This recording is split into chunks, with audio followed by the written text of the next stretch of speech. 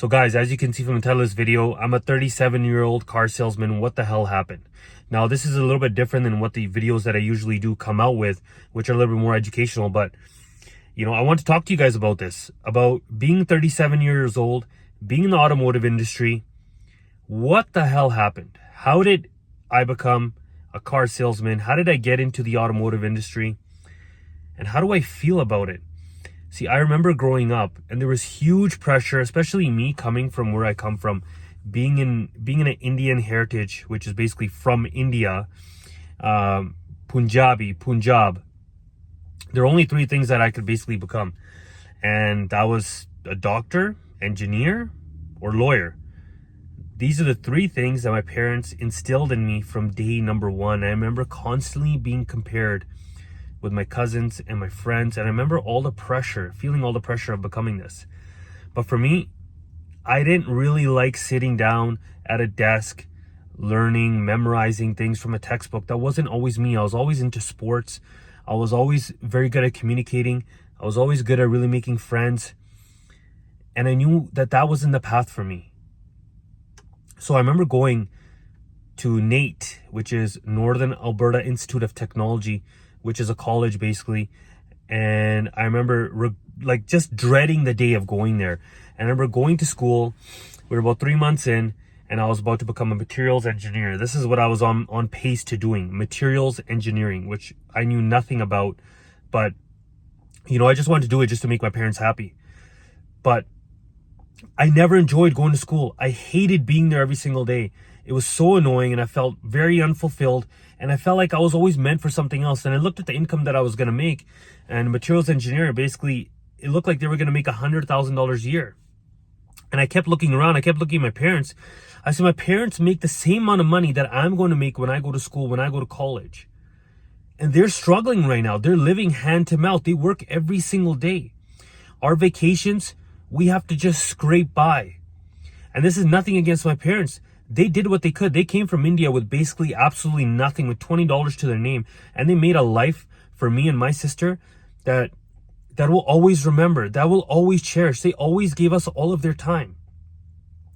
But for me, I thought if my parents came here to Canada and they created this beautiful life, well, I should be able to create something better. Why should it be the same?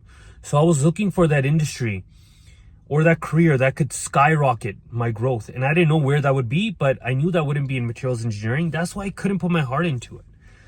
What I really wanted to be growing up was a soccer player. But again, my dreams came crashing down because I really didn't have the skill to become that. But then I got a summer job. It was the first job that I applied to, and it was to sell laptops, sell refurbished laptops. And at that time, guys, I was good at making friends. People liked me, but I didn't have that much confidence, especially when it came to girls. That was my number one thing. I was not good at making friends with girls. So I really lacked confidence that way, but I was a really likable guy. But I remember when I went to sell those laptops, my mentor, he trained me on how to sell these refurbished laptops. He told me these scripts about what to say. He taught me how to overcome objections. He taught me about how to do a proper meet and greet. He taught me about how to build rapport with customers. And I'm going to tell you, as soon as I did that, my whole life started taking off. As soon as I did that, my whole life started taking off. When customers came in, I learned how to instantly build rapport with them. When customers came in, I learned how to overcome the objections. I learned how to turn a no into a yes. And after that, my confidence started going through the roof.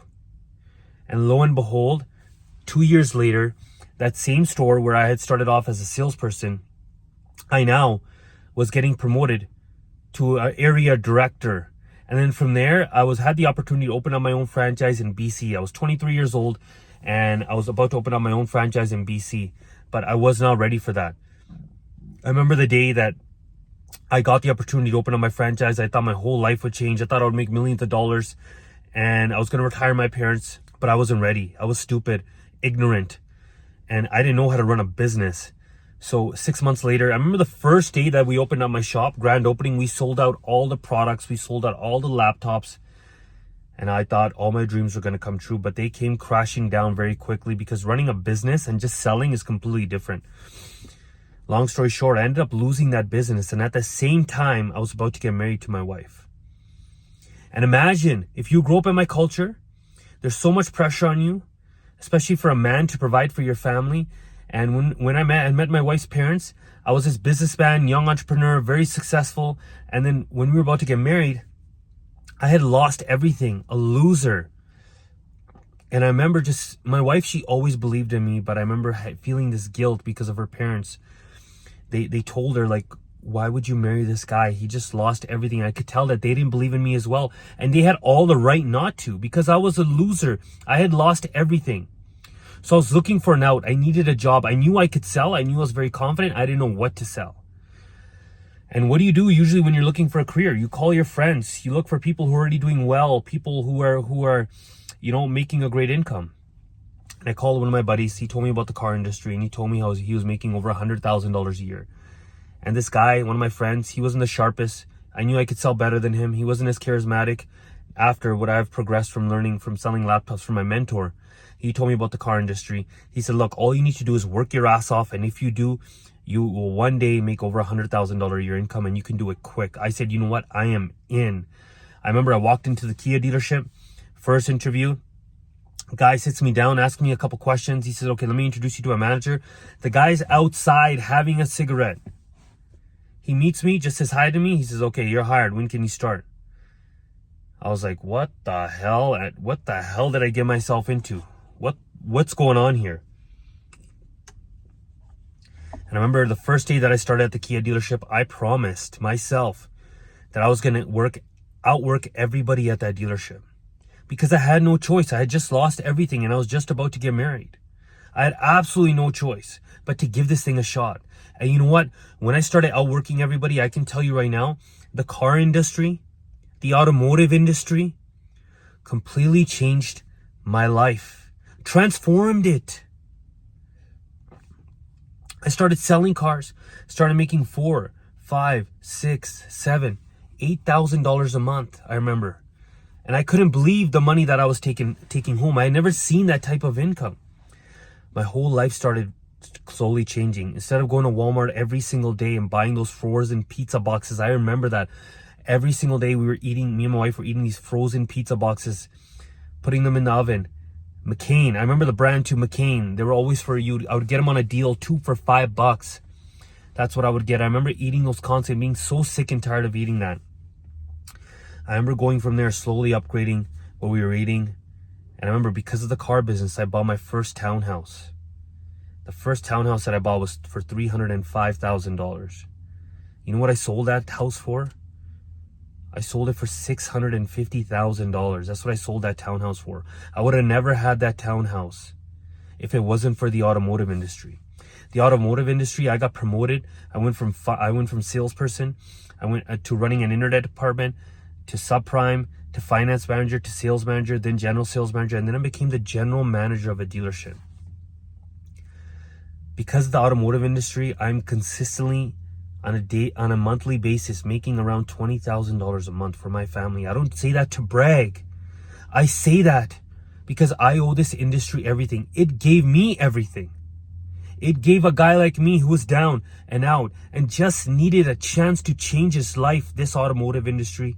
It gave me everything. It delivered. If you're willing to work hard, and you're willing to grow, and you're willing to learn, this automotive industry will deliver everything that it can to you. It will deliver all of your wildest dreams. Because this industry, I was able to go to Bora Bora, take my wife there. Because this industry, I'm able to provide for my family. My daughter was born 2 days ago. I have a younger daughter who's sitting in the back with me right now, sleeping. I have another daughter. You can see their second car seat there. My wife's inside right now getting her checked up. And I feel so proud because I'm gonna be able to provide for my 2 daughters as a father, as a dad. And every father and every dad wants that feeling of security, wants that feeling that they can provide for their wife and their child. And when they look into their wife's eyes, and when they're putting their children to sleep, those children, when they look back at their dad, they look at their hero. I always wanted that. So I'm 37 years old. What the fuck happened to my life? I'm a car salesman. I'm in the car industry. What did happen? I just told you. It completely transformed my life. And it can do the same for you as well, guys. That's all I really have to say. if you're considering getting into the automotive industry, I would say listen to my story. If a guy like me can do it, there's no reason why you can.